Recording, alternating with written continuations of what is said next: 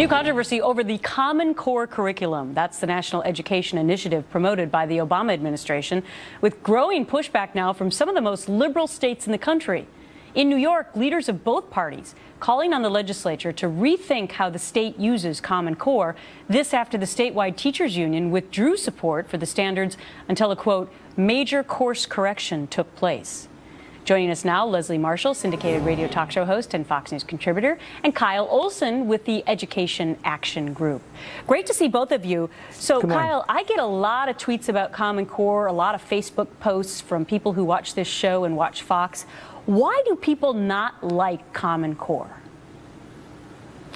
They don't like Common Core because it's shifting power away from the local level to the federal level, to the national level. And so parents, teachers, school board members, others are feeling this pinch where they don't have accountability at the local level anymore. But it goes beyond that. They're seeing this huge amount of data being collected on their students. They don't know where that's going.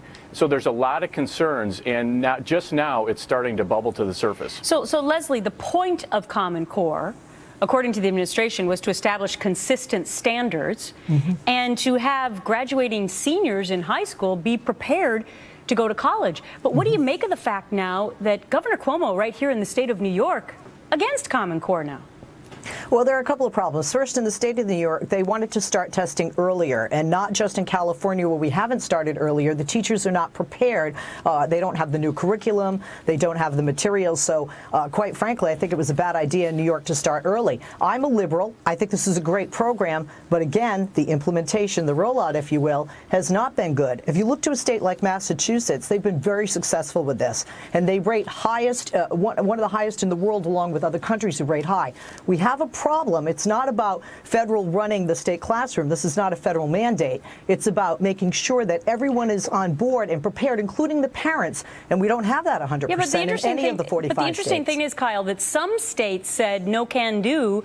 We don't want to be a part of Common Core. How did they do that and why? They did it because what happened was the Obama administration put Common Core into the stimulus. And so they said, we will give you cash if you adopt these standards.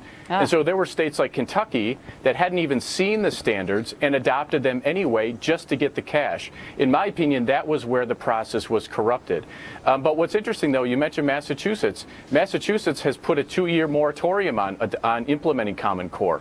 And so this is conservative states and liberal states for a variety of reasons saying this is not in the best interest of our students.